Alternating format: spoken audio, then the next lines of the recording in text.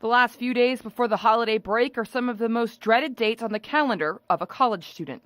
Finals week is incredibly stressful for any university student as they fight the excitement and anticipation of the holiday season to deal with projects, papers, and the mountain of exams.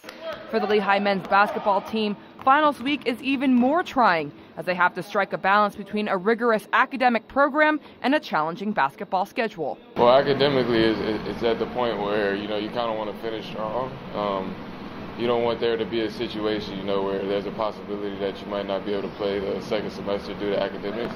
So our team is really stressing, finishing this semester strong and making sure that everyone's eligible to play. Well, this year I got extremely lucky. All of my finals and presentations were done in the first 2 days, so that was nice. Now I'm able to focus on basketball. Those 2 days were a kind of stressful time, but luckily the duration wasn't that bad. A couple times it's been really bad, especially with back-to-back finals, like 4 finals all in the same week. It's kind of hard, but you get through it. The players are in high demand at this time of year, and so the Lehigh coaching staff must schedule accordingly so that the players are able to get all of their work completed in a timely manner to stay academically eligible.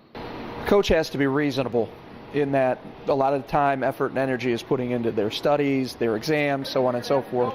But a coach also can't lower his expectations and expect less than these guys' best. So you have to have a sense of understanding, but you also have to be driven and pushed towards excellence, which is something that our program needs to strive for from a day in and a day out basis.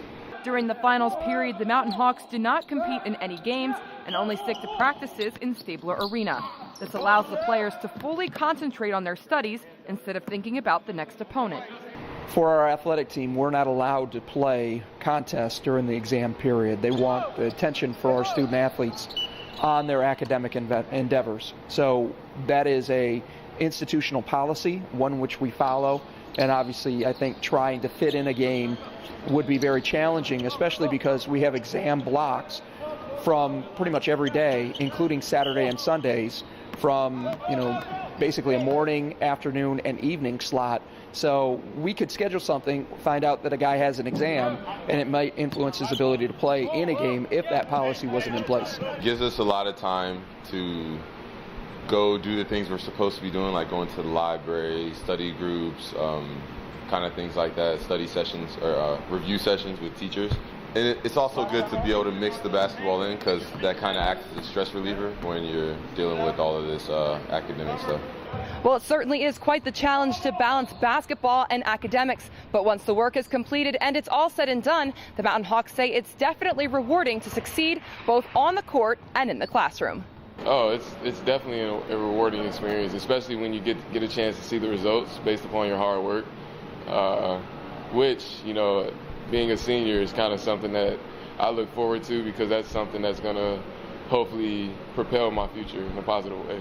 Sometimes in this grand scheme of things for Division I basketball, the academic side of things gets overlooked or misinterpreted as far as its relative importance. That's the primary reason that these guys are here. We're able to provide them a scholarship to this great university, but that scholarship is to get a degree and to do well in the classroom.